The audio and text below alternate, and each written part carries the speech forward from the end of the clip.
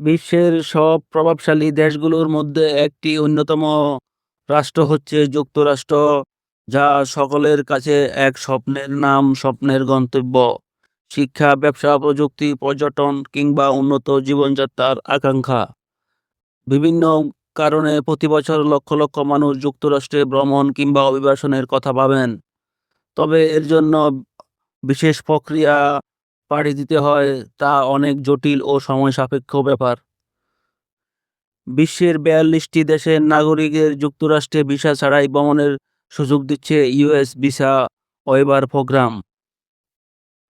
এই ওয়েভার প্রোগ্রামের আওতায় সংক্ষিপ্ত সফর, পর্যটন বা ব্যবসায়িক কাজে যুক্তরাষ্ট্রে প্রবেশ করা যাবে। তবে এই প্রোগ্রামের আওতায় কেউ কাজ বা শিক্ষার উদ্দেশ্যে যুক্তরাষ্ট্রে যেতে পারবেন না। এটি কেবলমাত্র স্বল্প মেয়াদী ভ্রমণের জন্য অনুমোদিত,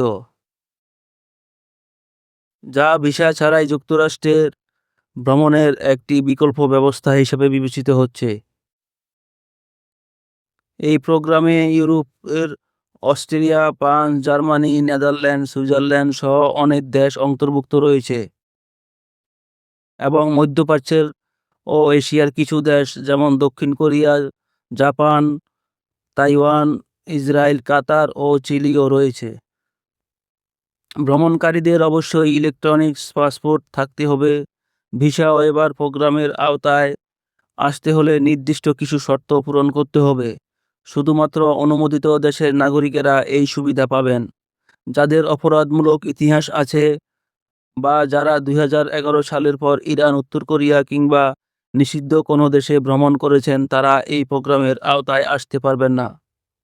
একই সঙ্গে যুক্তরাষ্ট্রে পূর্বে ভিসা সংক্রান্ত নিয়ম লঙ্ঘন করা ব্যক্তিরাও এর যোগ্য হবে না।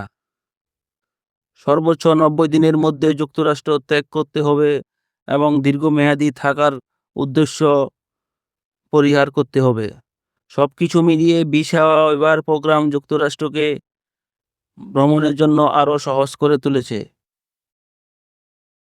তবে এটি সীমিত মেয়াদী এবং স্বল্প শর্ত সাপেক্ষে একটি সুবিধা, যা যথাযথ নিরাপত্তা আয়ের পর প্রদান করা হয়। এটি যেমন পর্যটন ও ব্যবসার জন্য কার্যকর, তেমনি ভ্রমণকারীদের সচেতনতা ও নিয়ম মেনে চলাও জরুরি। যারা স্বল্পমেয়াদী ভ্রমণে আগ্রহী তাদের জন্য এটি নিঃসন্দেহে একটি বড় সুযোগ। সবাইকে ধন্যবাদ ভিডিওটি দেখার জন্য।